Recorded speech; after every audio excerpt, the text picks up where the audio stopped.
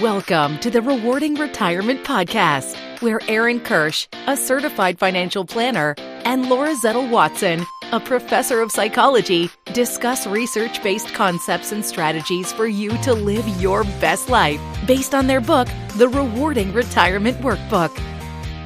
Thanks for joining us. I'm Aaron Kirsch. And I'm Laura Zettel-Watson.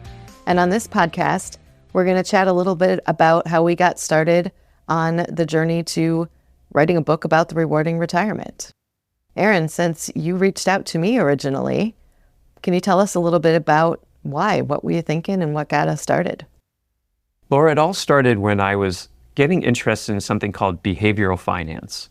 Because as human beings, we want to be rational, but we're not always rational. And our brains were built for a very different environment hundreds of thousands of years ago, where we lived as hunter-gatherers. And it doesn't really apply to the way we live today.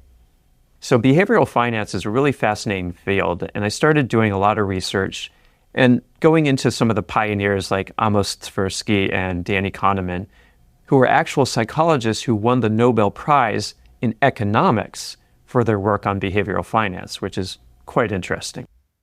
And from there I thought, I've always thought money is a tool that we can use to get what we want out of life, but it's not the end-all be-all. So I was thinking, how can my clients, as a financial advisor and certified financial planner, how can I help my clients live their best life? And what really makes people happy? How can we use money as a tool to get what they want out of life so that they're really living their best life? And from there was one other thing I noticed, Laura, and that is when I was doing financial plans for people, most people had a really good idea about when they want to retire. You have a plan, right? You have a kind of an age in mind? I do. Yeah, and most people do. So when I'd ask people when they want to retire, most people had a pretty good idea. But when I asked them what they wanted to do in retirement, what do you think I got? A lot of, or vague answers like travel? Right. Or just a complete blank stare. So I thought, what if I could help people figure out what they wanted to do in retirement, what they wanted out of life, before they even walked into their financial advisor's office? So I decided I should write a book about that. And I got to a point where I got stuck because I've always been a collaborative, creative guy. Before I was a financial advisor, I worked in the movie business, which is a collaborative art form. And before that, I took a stab at being a professional musician, which is also a collaborative art form. So then I reached out to you. And here we are. So Laura, what made you, as a professor of psychology, want to get involved with this project with me? For our listeners, this was a cold call. I received a message from Aaron with background about what he was interested in doing and how he was reaching out and looking for an expert in psychology and aging, which is my background.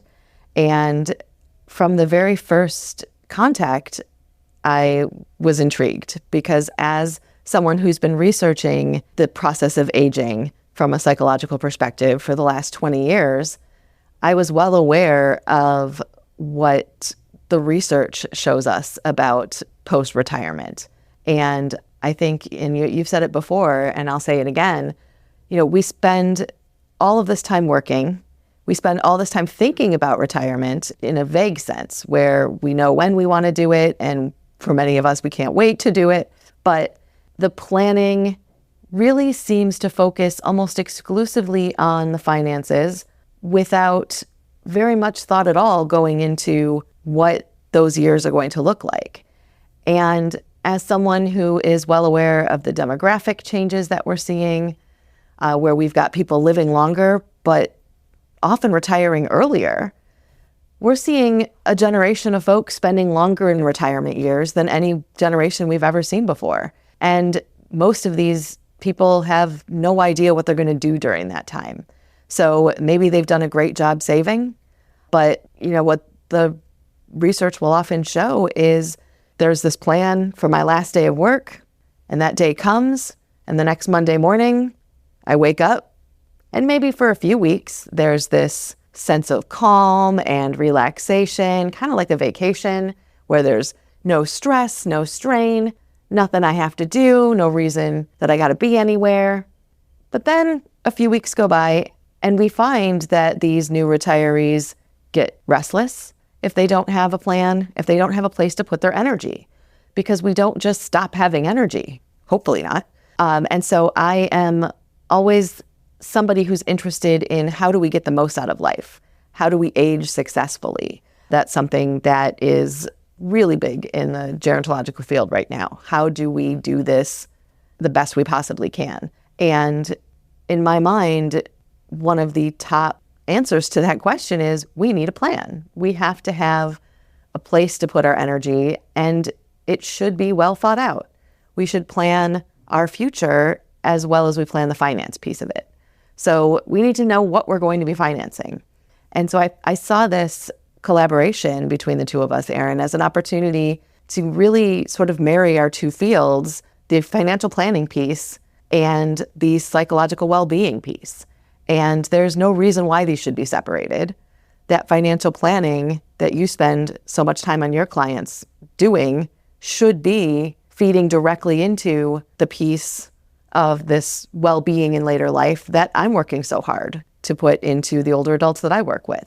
And so this just seemed like such a natural collaboration and really such a surprise that there's not much out there in this area just yet. Yeah, the planning is so important, Laura. It's just fascinating. When I ask people if they spend more time planning a 2-week vacation than 20 years of retirement, the answer is almost always yes. And I'm guilty of that, for sure. For sure.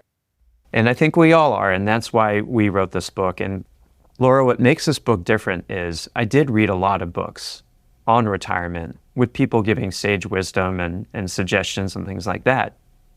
But I felt after reading those books that I got some great ideas, but after that I put the book down and pretty much forgot about them. And what we wanted to do in this book, the approach we took, was to create exercises for people to really write out their thoughts and think about their values and create that life for themselves, create that plan so that they could lead the life that is tailored to what they want, to their values, to what's important to them, and not just use some great ideas cobbled together from a bunch of different people. I think you're absolutely right. So many of the books out there on retirement and being satisfied with retirement are really just like, go to something that makes you happy. Well, that's great. But if I've spent 40, 50 years in a career, how do I remember what makes me happy? How do I make sure that what I think makes me happy is really what's going to make me happy? And that's what I love about our book and the actual tangible exercises that we ask the readers to go through. Some of them may ask people to get out of their comfort zone a little bit, but when we're boiling it down to our core values and we're asking people to really think about and consider what makes them tick, I think by going through these exercises, we're really challenging people to dig deep and really be honest with themselves about what's going to make them happy, and not just the standard answers that some of those other books and advice columns suggest we should be doing or looking at. This way, it's tailored directly to each individual. And I think that's my favorite part about what we've put together. Laura, we've talked about this book, why we wrote it. We talked about the exercises in the book. Can you tell our listeners what the overall goal is once they finish this book? I think the best part of this workbook is the conclusion. And by that, what I mean is the readers are participating in a series of activities and worksheets as they go through the book, guided activities, some introspection, really digging deep, coming up with what they're prioritizing, what's important to them. And it's going to be written out in such a way that it is usable information. And we conclude the last couple of chapters of the book, give an opportunity for all of these pieces to come together in a culminating document, if you will, that someone like me, who doesn't necessarily have the financial savvy to know how to put all this into practice with the saving that I'm doing for my retirement, how does that all translate? I can take my final product and bring it to someone like you. And can you tell me what you would do with me and my document at that point? When I'm like, here's my retirement plan, but from a psychological well-being perspective, as opposed to from a financial perspective. Sure, Laura. Well, that's actually what I think a lot of financial advisors and financial planners hope for, is that their clients can come to them and say, okay, this is when I want to retire, but also here's the activities I want to do when I retire. Here's where I want to live in retirement.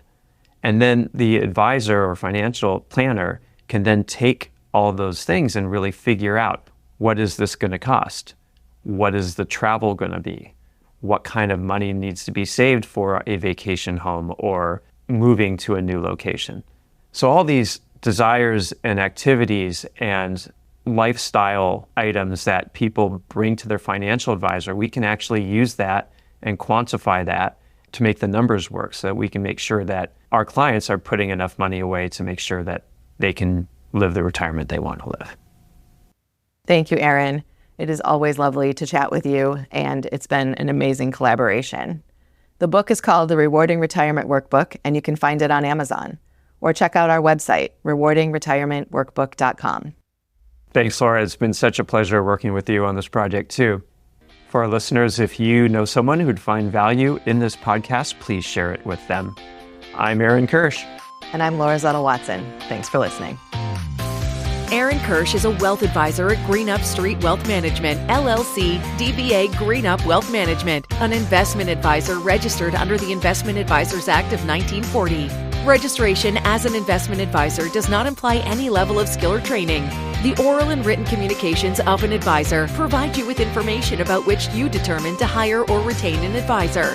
For more information, please visit advisorinfo.sec.gov and search for our firm name. This representation has been provided for informational purposes only and is not intended as legal or investment advice or a recommendation of any particular security or strategy. The investment strategy and themes discussed herein may be unsuitable for investors depending on their specific investment objectives and financial situation. Information obtained from third-party sources is believed to be reliable, though its accuracy is not guaranteed. Opinions expressed in this commentary reflect subjective judgments of the author based on conditions at the time of publication and are subject to change without notice. Past performance is not indicative of future results.